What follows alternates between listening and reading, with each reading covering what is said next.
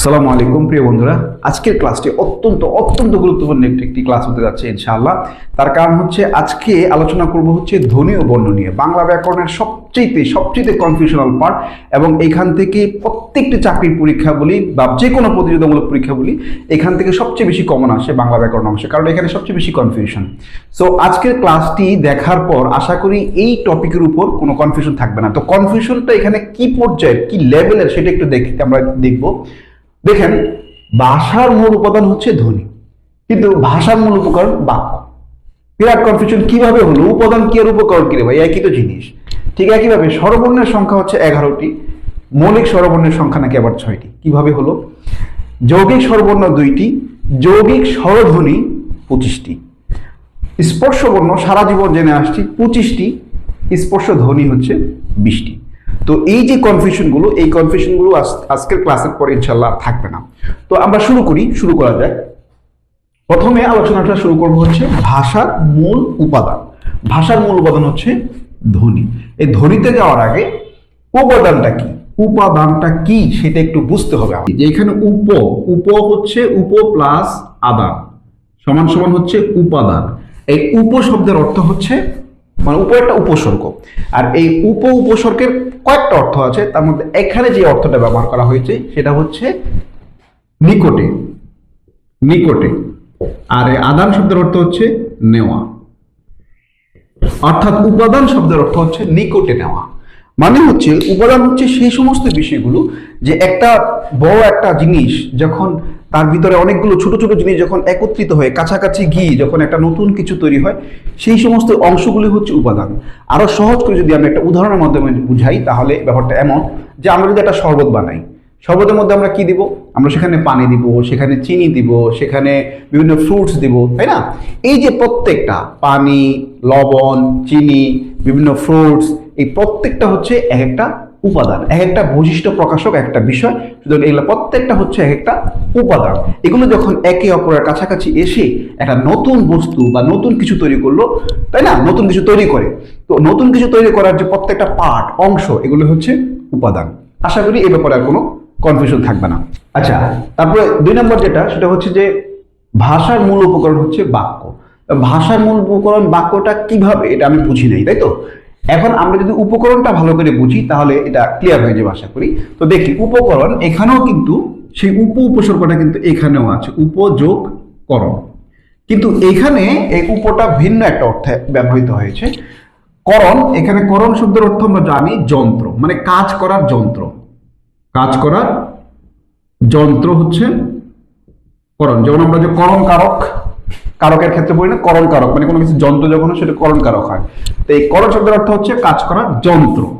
আর উপাদান অর্থ হচ্ছে সাহায্য অর্থে এখানে উপটা ব্যবহৃত হয়েছে, উপসর্গটা। অর্থাৎ সাহায্য করার যন্ত্রই হচ্ছে উপকরণ। তো এখন একটা ভাষা আসলে কিসের সাহায্যে আসলে একটা ভাষা গঠিত হয়? কোন যন্ত্রের সাহায্যে বা কোন কৌশলে? আসলে বাক্যকে ব্যবহার করেই কিন্তু একটা ভাষা তৈরি হয়, গড়ে ওঠে। এটাকে আরেকটা উদাহরণ, ওই শরবতের যে উদাহরণটা যদি আমরা এখানে টেনে নিয়ে আসি, যে শরবতের উপাদান তো আমরা জানলাম যে হচ্ছে লবণ, তারপরে চিনি, বিভিন্ন ফ্রুটস, পানি, এগুলো তো উপাদান। কিন্তু কোন যন্ত্রের সাহায্যে শরবতটা, ওগুলো কি এক জায়গায় করলে শরবত হয়ে গেল? তা কিন্তু হয়নি। সেগুলোকে হচ্ছে আমাদের ব্লেন্ডার মেশিনে হচ্ছে কি ভরতে হয়েছে। তারপর হচ্ছে সেগুলো আমরা গ্লাসে নিয়েছি, এটা ছাঁকুনি দিয়ে ছেঁকেছি। এই প্রসেসগুলো যে যন্ত্রগুলোর সাহায্যে গঠিত হয়েছে বা সংগঠিত হয়েছে, সেই যন্ত্রগুলোই হচ্ছে উপকরণ। তো ওই শরবতের উপাদান হচ্ছে কিন্তু লবণ, তারপরে চিনি বা বিভিন্ন ফ্রুটস, কিন্তু ওই শরবতের উপকরণটা ছিল হচ্ছে গ্লাস, ব্লেন্ডার মেশিন, তারপর হচ্ছে ছাঁকুনি, এগুলো হচ্ছে উপকরণ। ঠিক একইভাবে ভাষার উপকরণটা হচ্ছে বাক্য। এই বাক্যের সাহায্যে কিন্তু ভাষাটা গড়ে উঠছে। তো এইটা বিষয়ে আশা করি এই বিষয়ে আর কোনো কনফিউশন থাকবে না ইনশাআল্লাহ। আচ্ছা, তারপরে যে বিষয়টা নিয়ে হচ্ছে আমরা কনফিউশন দূর করব, সেটা হচ্ছে যে স্বরবর্ণের সংখ্যা আর মৌলিক স্বরবর্ণের সংখ্যা। তো স্বরবর্ণের সংখ্যা হচ্ছে 11টি, এটা তো আমরা জন্ম থেকেই জানি, কিন্তু মৌলিক স্বরবর্ণের সংখ্যা 6টি। এটা আসলে কিভাবে হলো, এটা জানার জন্য আমাকে আগে বুঝতে হবে মৌলিক স্বর ধ্বনি কয়টি? মৌলিক স্বরধ্বনি 7টি আমরা জানি। 7টি হচ্ছে এই যে অ, আ, ই, উ, এ, ও এবং এ। এই যে 7টি, এই 7টি হচ্ছে মৌলিক স্বরধ্বনি। কিন্তু এই 7টির মধ্যে এই যে এটা কিন্তু আমাদের বাংলা যে স্বরজ বর্ণ 11টা, সেই 11টার মধ্যে কিন্তু এটা নেই। যার কারণে এটা বাদ দিলে 7 থেকে এটা একটা যদি বাদ দিই তাহলে কটা থাকে? 6টা। সুতরাং আমরা বলতে পারি যে মৌলিক স্বরবর্ণের সংখ্যা হচ্ছে 6টি। এই 6টি হচ্ছে মৌলিক স্বরবর্ণ। এখন মৌলিক স্বরবর্ণ আর যৌগিক স্বরবর্ণের পার্থক্যটা কি? পার্থক্যটা হচ্ছে এই যে 7টা, এই 7টা দিয়ে কিন্তু 7টার যে ধ্বনি, এই ধ্বনি দিয়ে কিন্তু 11টা স্বরবর্ণের যে আওয়াজ সেগুলো কিন্তু উচ্চারণ করা যায়। বাংলা ভাষায় স্বরধ্বনির মধ্যে এই যে দুটো ওই এবং ও, এই দুটো হচ্ছে যৌগিক স্বরধ্বনি। এই দুটো হচ্ছে যৌগিক স্বরধ্বনি। ওই এবং ও, এখানে দুটো স্বরধ্বনির ব্যবহার হয়েছে, একত্রে ব্যবহার হয়ে একটা নতুন আওয়াজ ক্রিয়েট করেছে, যার কারণে সেটাকে আমরা বলবো যৌগিক স্বরধ্বনি। আশা করি এই ব্যাপারটা মোটামুটি ক্লিয়ার। আচ্ছা, এই পর্যায়ে আমরা দেখি যে এখানে আছে যে যৌগিক স্বরবর্ণ 2টি এবং যৌগিক স্বরধ্বনি হচ্ছে 25টি, আবার অর্ধ স্বরধ্বনি হচ্ছে 4টি। এখানে বেশ একটা কনফিউশন বা এটা আমাদের মনে রাখাটা টাফ। তো এটা একটু আমাকে বুঝতে হবে। প্রথমে বুঝতে হবে যে যৌগিক স্বরধ্বনিটা আসলে কি। যৌগিক স্বরধ্বনি হচ্ছে যে পাশাপাশি দুটো স্বরধ্বনি যখন দ্রুত উচ্চারণের সময় একটা স্বরধ্বনির রূপ নেয়, একটা স্বরধ্বনির রূপ নেয়, সেটাকে বলা হয় যৌগিক স্বরধ্বনি। যেমন এই যে আই মানে হচ্ছে ভাই। আমরা যখন ভাই বলি তখন আসলে কি? ভাই লিখলাম, তো এখানে আসলে কি আছে? ভ, তারপরে যোগ আ যোগ ই, তাই তো? ভাই। এই যে এখানে এই যে আইটা মানে এই যে ই এর সাথে আ, এই দুইটাকে যোগ হয়ে কিন্তু আমরা একটা আওয়াজ হয়ে গেছে। তো এই আইটা হচ্ছে একটা যৌগিক স্বরধ্বনি।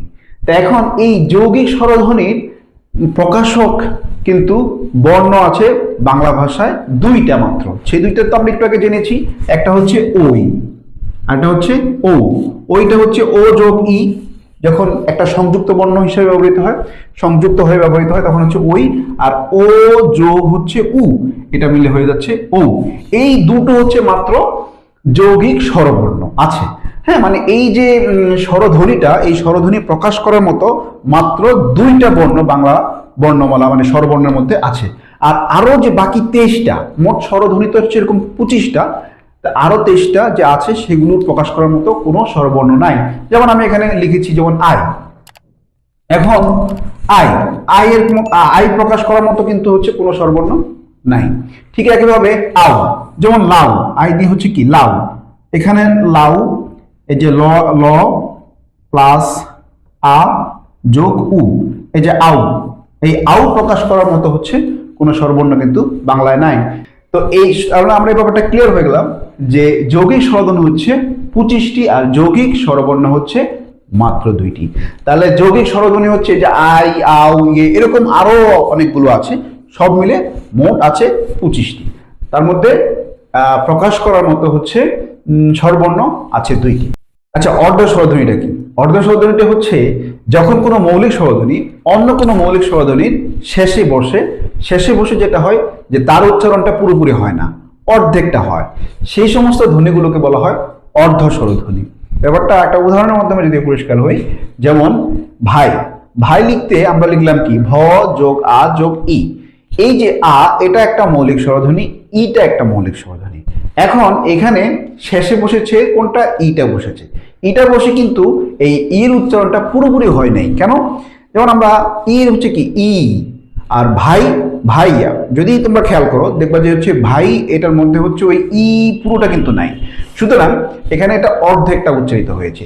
এইরকম ভাবে অর্ধেক উচ্চারিত হয় মৌলিক স্বরধ্বনির শেষে কি যখন বসে তখন অর্ধেক উচ্চারিত হয়। এরকম স্বরধ্বনি হচ্ছে 4টা। সেই 4টা কি কি? 1 নম্বর হচ্ছে ই, 2 নম্বর হচ্ছে উ, 3 নম্বর হচ্ছে এ এবং 4 নম্বর হচ্ছে ও। এই 4টা হচ্ছে অর্ধ স্বরধ্বনি। আশা করি এই বিষয়টা মোটামুটি পরিষ্কার। আচ্ছা, এই স্পর্শ বর্ণের সংখ্যা কয়টি? স্পর্শ বর্ণের সংখ্যা হচ্ছে 25টি। ক থেকে ম পর্যন্ত স্পর্শ বর্ণের সংখ্যা হচ্ছে 25টি। এমনটাই হচ্ছে বাজারে যতগুলো বই আছে, মানে ব্যাকরণের বই বলি বা হচ্ছে চাকরির বই বলি, সবখানে লেখা আছে যে স্পর্শ বর্ণের সংখ্যা হচ্ছে 25টি। যদিও এটা নিয়ে ব্যাকরণবিদদের মাঝে হচ্ছে অনেক মতভেদ আছে, তা আমি সেদিকে যাব না, কারণ হচ্ছে প্রচলিত যে তথ্যটা আছে সেখানে আছে আরো বেশ কিছু কনফিউশন। এই কনফিউশনটা শুরু হয় যখন স্পর্শ ধ্বনি বলা হয় 23টি, বা যদিও কোনো কোনো বইতে লেখা আছে 20টি। তো এইটা নিয়ে হচ্ছে একটা কনফিউশন ক্রিয়েট হয় যে এটা আসলে কিভাবে হলো। তো এটা আমাকে বুঝতে হলে প্রথমে আমাকে যেটা বুঝতে হবে সেটা হচ্ছে স্পর্শ ধ্বনি বা স্পর্শ বর্ণ বিষয়টা আসলে কি। স্পর্শ ধ্বনির ক্ষেত্রে আমাদের মনে রাখতে হবে যে যে সমস্ত ধ্বনিগুলো উচ্চারণ করার সময় আমাদের জিহ্বা আমাদের মুখের কোনো না কোনো স্থান স্পর্শ করে সেগুলোকে বলা হয় স্পর্শ ধ্বনি। আর ধ্বনি প্রকাশক যে চিহ্ন বা হচ্ছে চিত্র বা প্রতীক যাই বলি না কেন সেটাই হচ্ছে বর্ণ। তো যদি এমনটাই হয় তাহলে তো স্পর্শ বর্ণ এবং স্পর্শ ধ্বনির সংখ্যা একই হওয়ার কথা ছিল, কিন্তু আমরা দেখতে পাচ্ছি যে স্পর্শ বর্ণের সংখ্যা হচ্ছে 25টি ক থেকে ম পর্যন্ত, কিন্তু স্পর্শ ধ্বনির সংখ্যা 23টি। এটা কেন হলো? এটা যে জন্য হলো সেটা হচ্ছে এই ক থেকে ম পর্যন্ত 25টা বর্ণের মাঝে এমন 2টা বর্ণ আছে যেই বর্ণগুলোর উচ্চারণ বা আওয়াজ সেম, কাছাকাছি। তো ওইগুলোকে হচ্ছে একটা ধ্বনি হিসাবে ধরা হয়েছে, যার কারণে এই স্পর্শ ধ্বনির সংখ্যা হচ্ছে 23টি। তো সেই দুইটা কি? সেই দুইটা হচ্ছে, এক নম্বর হচ্ছে যে যেমন হচ্ছে ন, দন্ত ন এবং হচ্ছে মূর্ধ ন। এই দন্ত ন এবং মূর্ধ ন এর উচ্চারণ কিন্তু এক, যার কারণে এটাকে একটা স্পর্শ ধ্বনি হিসেবে ধরা হয়েছে। ঠিক একইভাবে এই ঢ আর এই ঢ, এই দুটোর উচ্চারণ হচ্ছে এক, আওয়াজ এক, যার কারণে এই দুটোকে আবার একটা ধ্বনি হিসেবে ধরা হয়েছে। তাহলে এইখান থেকে একটা একটা করে দুটো দুটো ধ্বনি, দুটো হচ্ছে কমে গেল ধ্বনি, যার কারণে এই স্পর্শ ধ্বনির সংখ্যা হয়ে গেছে 23টি, কিন্তু স্পর্শ বর্ণের সংখ্যা 25টি আছে। আশা করি আজকের ক্লাসের পর এই বিষয়গুলো নিয়ে আর কোনো কনফিউশন থাকবে না। তারপর যদি কোনো কনফিউশন থাকে তাহলে কমেন্ট বক্সে সেটা লিখে দিবা এবং বেশি বেশি শেয়ার করে বন্ধুদেরকে দেখার সুযোগ করে দিবা। তোমাদের সবার সুস্বাস্থ্য এবং মঙ্গল কামনা করছি। সবার জন্য রইল অনেক অনেক শুভকামনা। আসসালামু আলাইকুম।